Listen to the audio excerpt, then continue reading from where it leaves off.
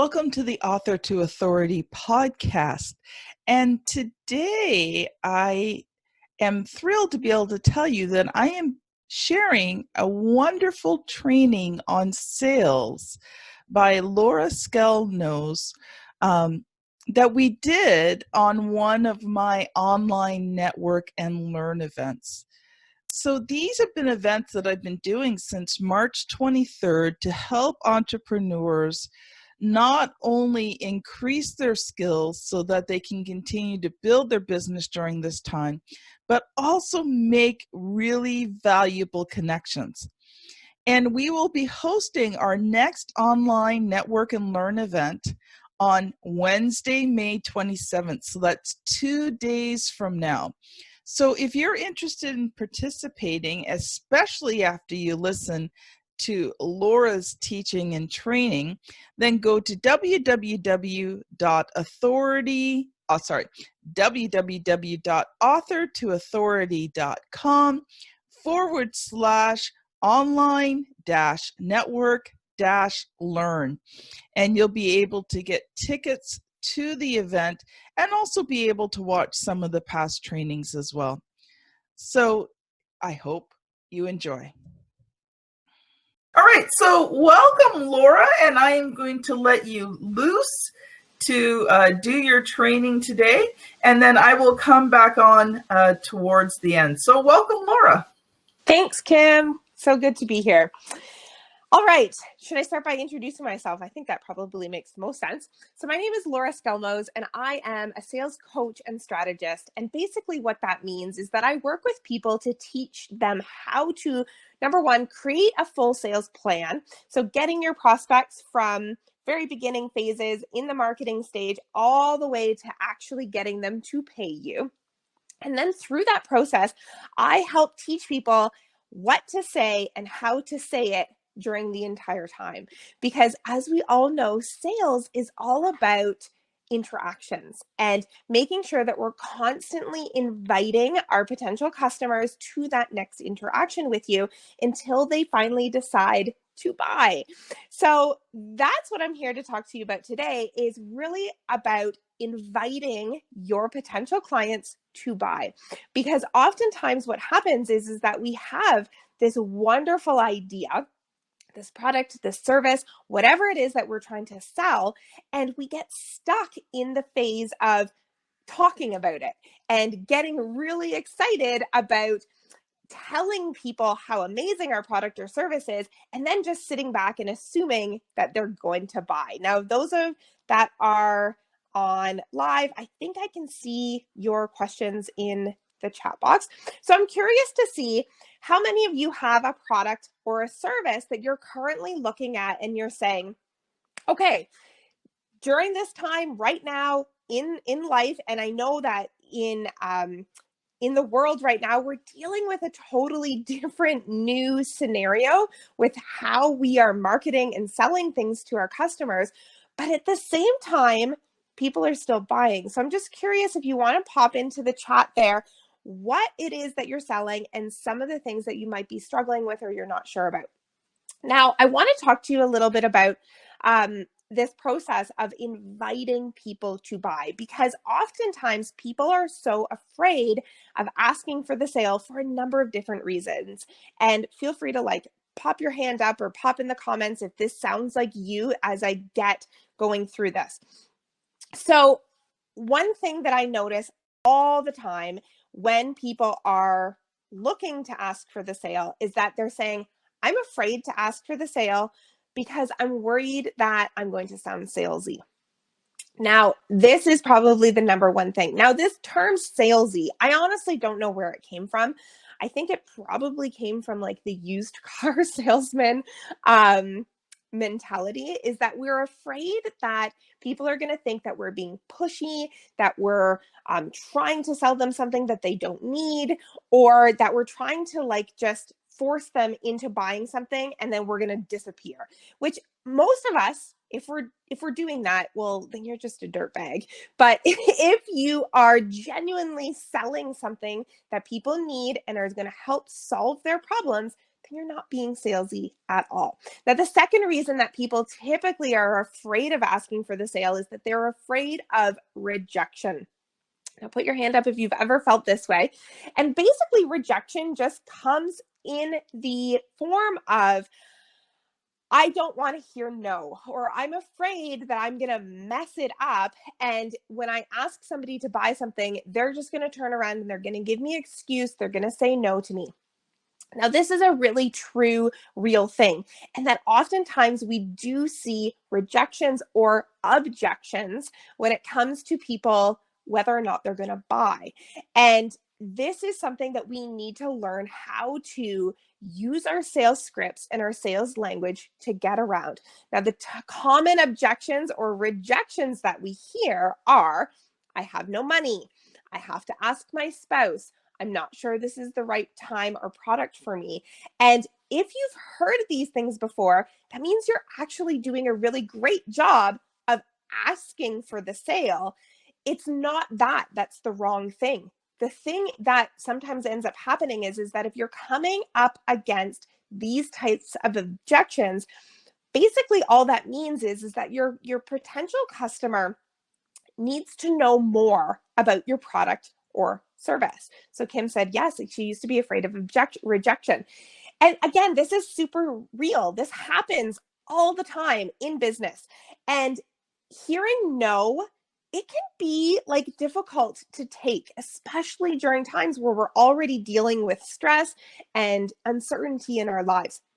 Now, the one thing I want you to always remember is that when somebody says no, it has nothing to do with you, and it has everything to do with things that they've got going on personally.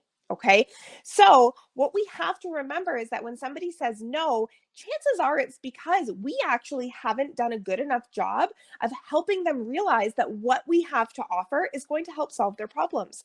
So we need to go back and really understand the reason that they're saying no. Now, I wanted to today take some time to talk to you about some strategies about actually inviting our customers to buy. And the way that we do this, it might sound so simple, but at the same time, when we're using online tools like social media, Instagram, Facebook, sometimes this process can seem strange because we think that, okay, I'm on Instagram, I'm on Facebook, I'm going to post something, and then I'm going to tell somebody, here's my link, click on it and go buy it. And that should be it. I've asked them to buy. Have we experienced this before? Is this something that we've experienced? And then what has happened is that we've put this post out there. We've put the link, we've told them where to go, how to get it, and all of a sudden, nobody's buying anything. And you're kind of like, I'm confused, Laura. I told them to buy. I gave them the direction. I told them to buy it. The challenge with online tools like social media, Facebook, and Instagram is that these are not actually selling platforms, but rather what they are is they are marketing platforms. The invitation to buy has to come directly from you to the person who is buying our services. Now, you're going to say, well, Laura, I buy things online all the time where I just click on a link and I go and I buy. That is true. But I want you to think about the reason that you just click on a link and buy things. And often what I have come up with is that the reason that this happens is that we already know that this product or service is the solution to our problem. Okay, so I always use the example of buying something online on Amazon. Often it's not because I've seen it on Instagram or Facebook, but it's because I already have decided I have a need for this. Now, that need or that realization of having that need has usually come from the marketing. So when we're using our online tools, we have to remember that we really want to highlight for people what their problems is and how our product or service is going to solve the problem. The invitation to buy is something that is totally different from marketing. The invitation to buy is when you're actually inviting your potential client to come into your DMs or direct messages, DM, I use this language, DM, PM, depending on what platform you are in. But you're basically inviting your potential customer to get either in the messages or on the phone with you so that you can have a real life sales conversation with them. And a sales conversation essentially looks like this. Hey, I saw that you were interested in this product or service. Are you ready to buy it? Now, when I do sales scripting with my customers or my clients, it's definitely a little bit more complex than that. However, this is the sort of framework or platform that we go from. Depending on what their product or service is, we are always making sure that we're in our marketing inviting our potential clients to that next interaction with us.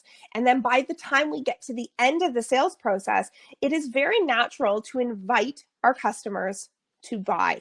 Is this making sense to everybody as we're going through here? Please pop it into the comments if you have any questions. All right, Carol says yes. Amazing. Kim says yes. So good. Okay.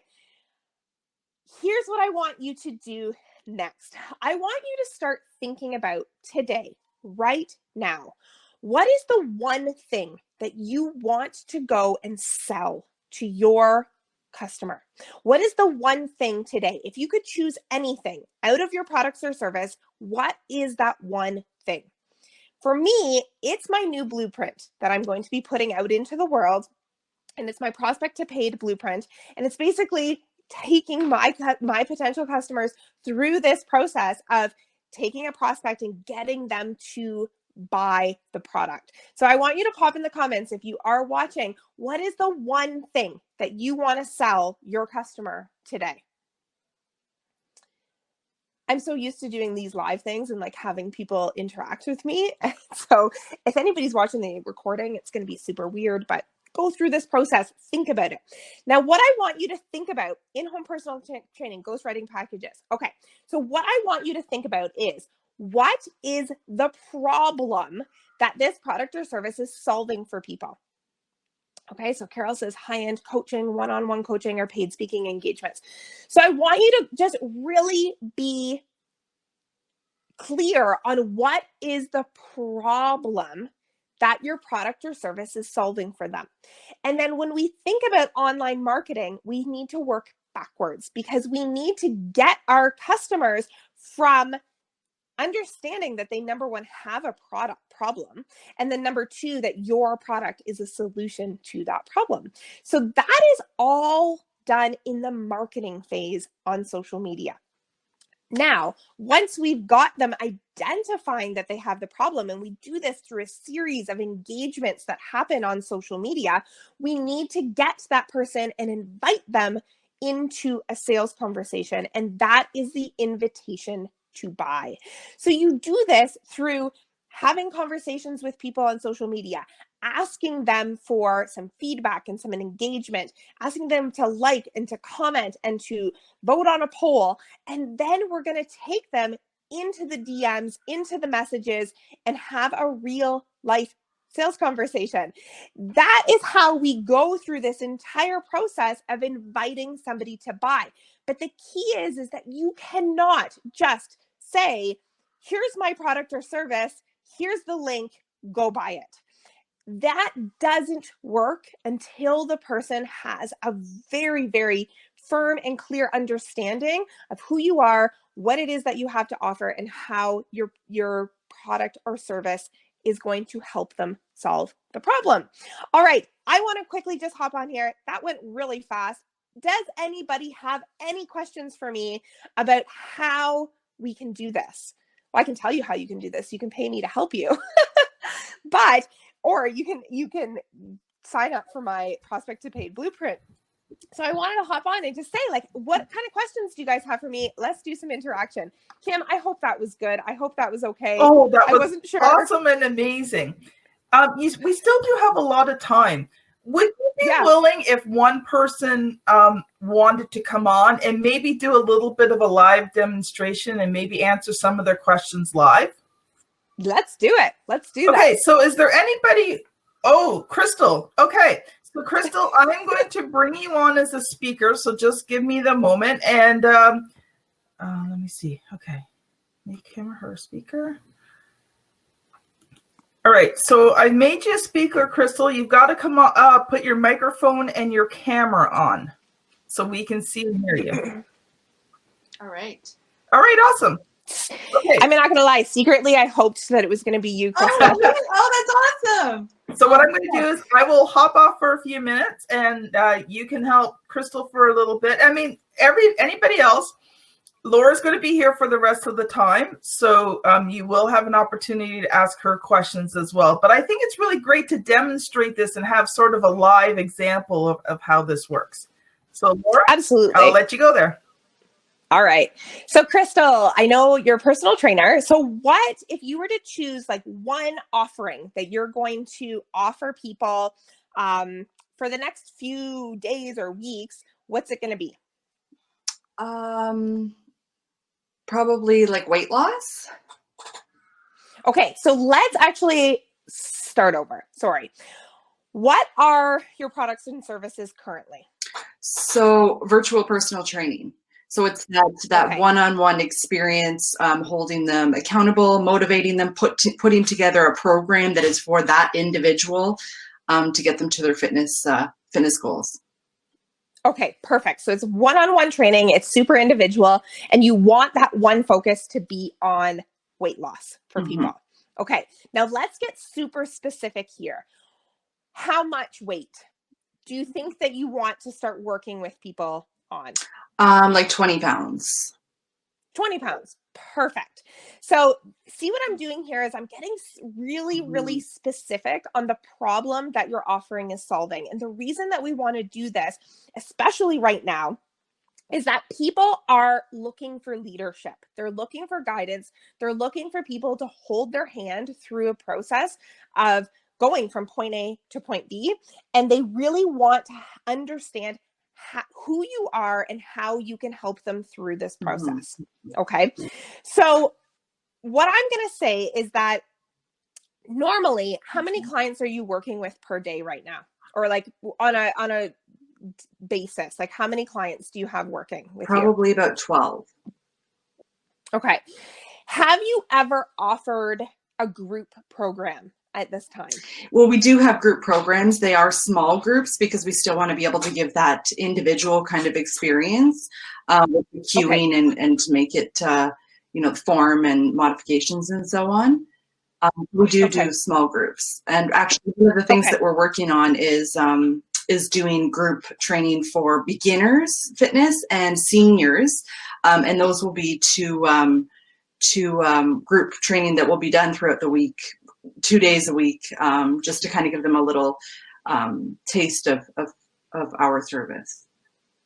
Okay, amazing. So the reason I wanted to ask you if you did this is because this right now, we want to be putting out the invitation for a greater span of people. So most people, when they hear about one-on-one personal training, coaching, what do you think automatically goes into their mind? As an objection. Well, one of the things that we hear often is the cost. Yes. And that's where I was kind of going with this. I was hoping that that's what you were going to say.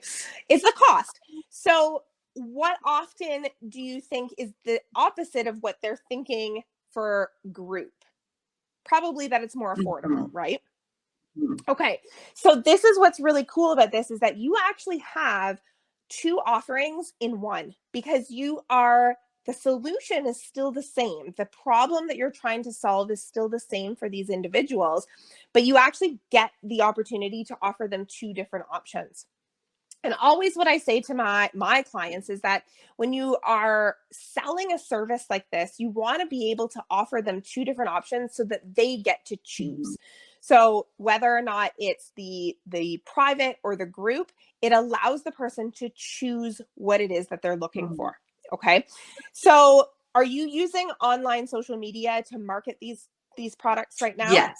Well, this is something that we're just putting together, but yeah, we'll be using Instagram and Facebook.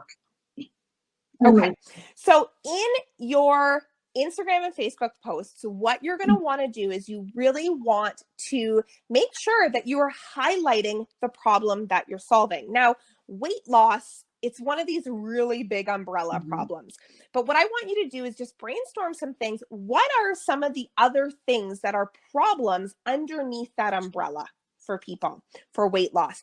And we don't need to list them all right now, but when you're doing your marketing needs to be specifically targeted for those problems, not weight loss, but the other problems that people have with weight loss. So yes, these people might be looking to lose 10 to 20 pounds, let's say, but what is the problem? It's not getting their body moving. It's not eating the right things. It's not getting enough sleep. It's being under too much stress. It's all of those things. Those are the problems that you're marketing to. And those are the things that you really need to highlight in your marketing when it comes to asking for the engagement. So what we're doing is we are trying to tease out and pull out of the people that are watching us and the people that are seeing what it is that we're offering. So I'm seeing your post and you're asking me, what did you have for lunch today? Or something along those lines. And I'm like, well, damn, I didn't even stop for lunch because I was so busy. Well, you know that that person has the problem of probably not eating enough. Okay. Or probably just not eating the right things or whatever it is. So I want you to think right now, what is a question that you could ask your audience that they could answer as an engagement with you to help you get into more conversation with some of the problems that they might be having with regard to weight loss. And I want you to, I'm kind of putting you on the spot right now, but I want you to think of a question that you could ask. Like possibly something along the lines of,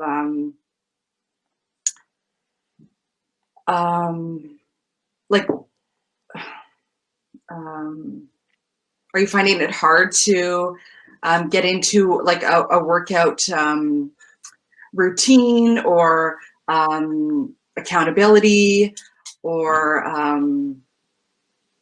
like, are you struggling in the area of fitness?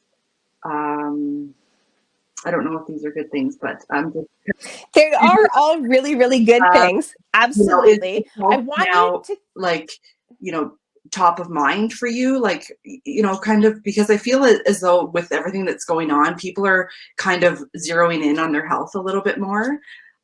So it's, you know, supplements and diet and fitness and okay, so what about just asking, what are some areas of your health that you are focusing on right now?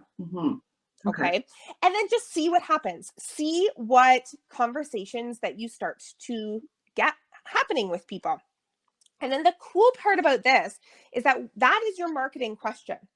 Then what you get to do is you get to have real life conversations with these people. And you might do it in the comments thread for a little bit, but then you really want to try to get them pulled into your messenger and then have some really great engaging questions with them, which will eventually lead you to going into the sale.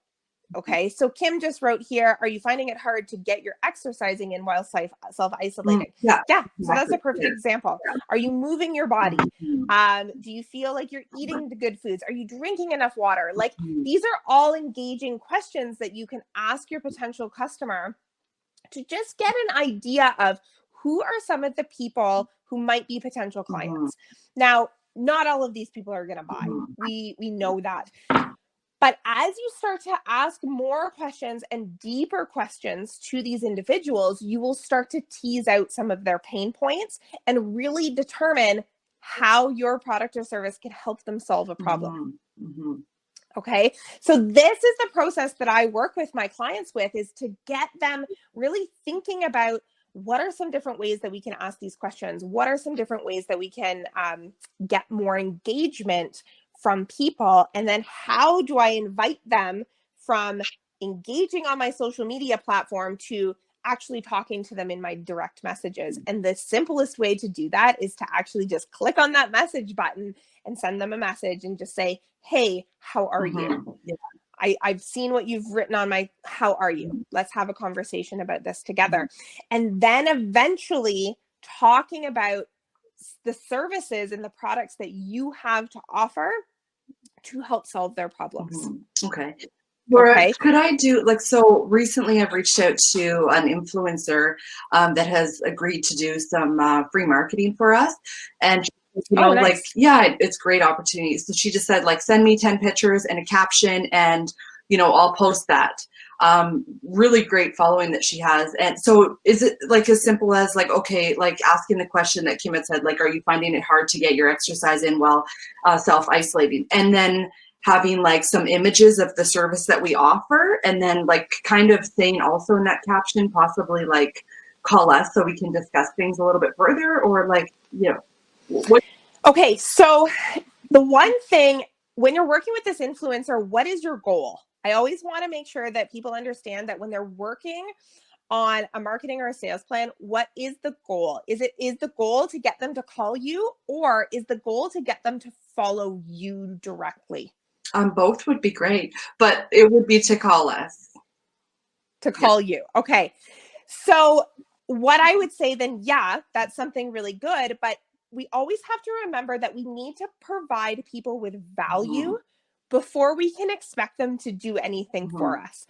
That would be like me sitting here and just being like, hey, I'm Laura, I'm a sales coach and strategist, and I want to help you with your sales strategy. So Crystal, give me a call and we can sit down and talk about some of the sales strategy that I can offer you. And you're going to look at me and you're going to say, Laura, I have no freaking clue who you are. I don't even know how you can help me. I don't even understand what sales coaching or strategy means. Why would I pick up the phone and call you? Right. And I'm being a little bit of blunt there, using myself as an example, but that's essentially what we're doing when we go out there and we just say, here's what I have to offer you. This is what I do. Call me. And I'm going to get on the phone and I'm just going to sell you what I have to offer. Well, see, so a part of our process is once they do call us, we find out as to what their fitness goals are and so on, and we match them up with a coach that we feel the personalities would align, and then they go through a free assessment. So we do a health history, a nutrition assessment, and then also a fitness assessment just to kind of see where they stand. So I guess ultimately what I would be doing is trying to get them to call us to book that free assessment, because that's where we show the value.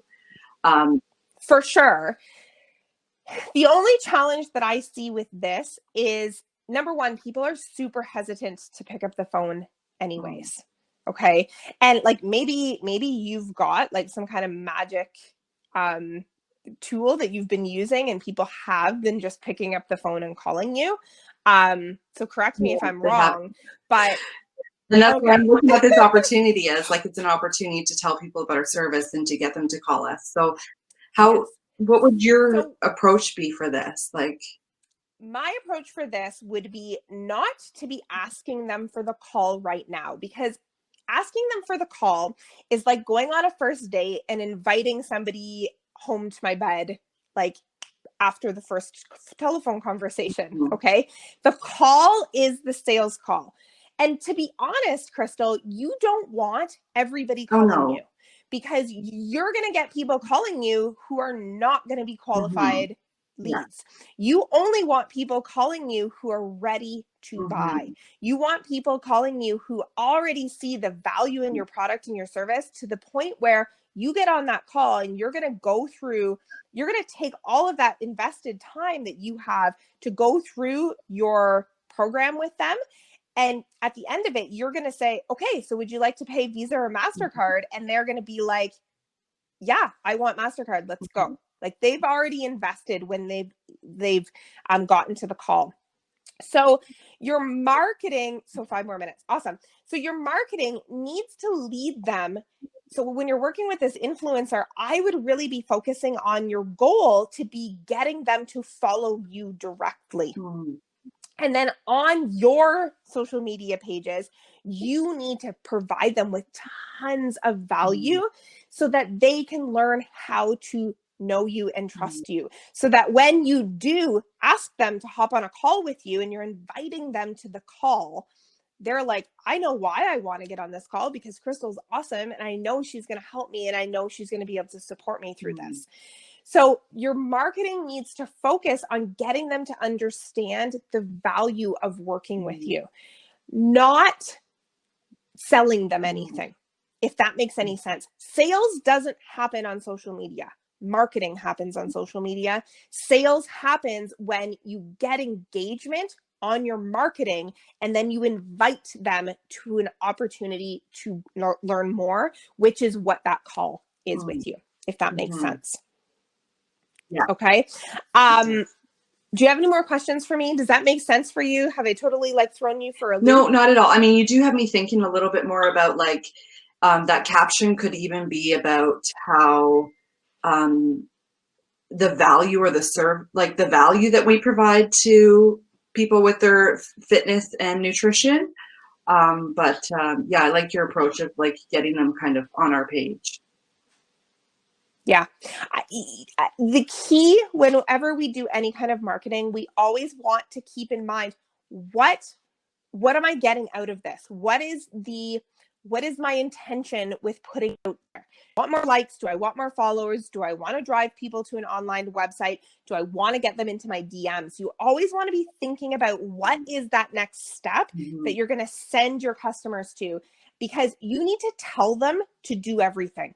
We always think of our potential customers as we're training them of how to interact with us, how to engage with us. And that's what social media marketing is really just teaching people what does it mean to interact and engage with us? When I follow Crystal, what can I expect? I can expect to get lots of value. I know exactly who she is. I get super excited when I see her. And you know what? If she turns around and asks me to do a call, I'm so pumped up and fired up with her that I'm going to totally listen to what she has to say. And that's what social media marketing does. The sales happen once you get your customers to like, know, and trust you. Okay. So that's what you really need to be focusing on when you're doing that kind of marketing, especially with that influencer marketing. Perfect. Thank you. All right. I hope that helped. I hope that made you feel a little bit better. And if you have any more questions, please let me know, and we can take this into our own direct messages. Okay. If you have any more questions. Thank you. So that was amazing. And Laura, just one thing I was thinking of when you were talking is this influencer is introducing you to their crowd. So that's how you want to think of it. You want to think of it like you're at a networking event and this influencer is standing beside you and you walk up to a friend of his and he says, oh, I want to introduce you to Crystal. She's an amazing person. You need to get to know her. So you don't at that moment put out your hand and say, okay, here's what I've got to offer, hand me your credit card. Right? No, you're going to shake that person's hand. You're going to talk to them. You're going to get to know them, see if there's connection and synergy. And then maybe towards the end of the conversation, you might invite them to join you on social media. If there's a really great connection, you might then connect them on a phone call. But think of it as an introduction, not a sales pitch. Yes. Yeah. Sales pitches come after you have basically like warmed them up and they really they're almost like waiting for you to ask them to buy something before you pitch to them. You want to save the whole sales pitch until that person is like, there's no question of whether or not I'm going to buy this thing from Crystal. Because if you do it too soon, that's when people are like, oh, she just asked me to buy something and I was like not really that interested, right? And it just doesn't feel right when that happens. Awesome. Great. Thank you.